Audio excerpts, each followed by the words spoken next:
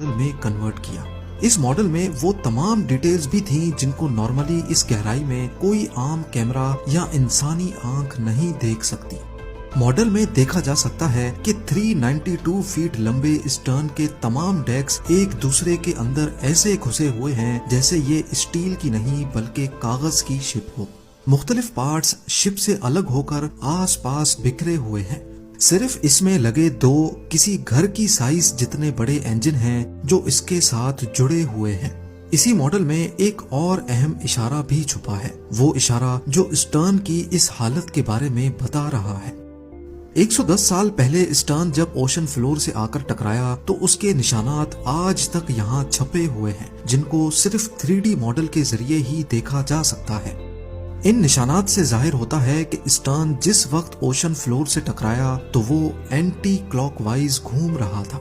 साइंसदान इन निशानात से अंदाजा लगा सकते हैं कि स्टर्न उस वक्त हैरत अंगेज तौर पे 80 किलोमीटर पर आवर की स्पीड से पानी के अंदर जा रहा था। शिप का पिछला हिस्सा जब इतनी स्पीड से पानी की गहराई में जा रहा था तो पानी से पैदा होने वाली फोर्सेस ने शिप के लूज पार्ट्स को उखाड़ दिया और जब वो 4 किलोमीटर नीचे ओशन फ्लोर से टकराया तो इसके सारे डेक्स एक दूसरे के अंदर धंस गए। दूसरी तरफ जैसा कि आप देख सकते हैं कि बाउ सेक्शन फ्रंट सेक्शन का डिजाइन हाइड्रोडायनेमिक है, यानी ये पानी को आसानी से काट सकता है। ठीक उसी तरह जैसे शिप पानी पे फ्लोट करते वक्त पानी को काट कर अपना रास्ता बनाती है। यही वजह है कि बाउ सेक्शन स्टर्न के मुकाबले में ना ही रोटेट कर रहा था और ना ही पानी की फोर्सेस इस पर डायरेक्टली अटैक कर रही थी। आखिरकार 110 साल पहले होने वाले हादसे की एक और मिस्ट्री को भी सुलझा लिया गया, लेकिन एक और सवाल भी है जिसका जवाब ढूंढना बहुत जरूरी है। वो ये कि टाइटैनिक शिप दो हिस्सों में किस वक्त अलग हुई। जैसा कि आपने जाना कि शिप के दो हिस्सों में टूटने की खबर आई विटनेस ने दी थी। सालों से ये माना जा रहा है कि टाइटैनिक डूबने से पहले ही दो हिस्सों में डिवाइड हो गई थी।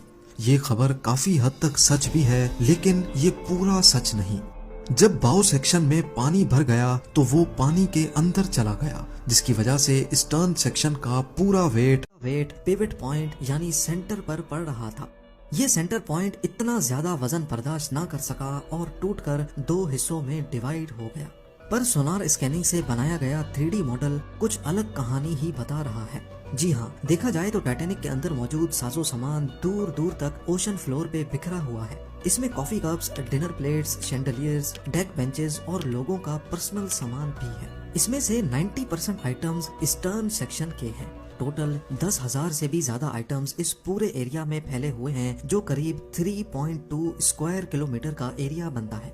अगर तो ये सेक्शन पानी के ऊपर ही बाउ सेक्शन से अलग हो जाता तो इसका मतलब है कि ओशन फ्लोर पर पहुंचते पहुंचते इसका मलबा 3.2 स्क्वायर किलोमीटर नहीं बल्कि इससे भी ज्यादा बड़े एरिया पर फैलता, जैसा कि आप इस एनिमेशन में भी देख सकते हैं।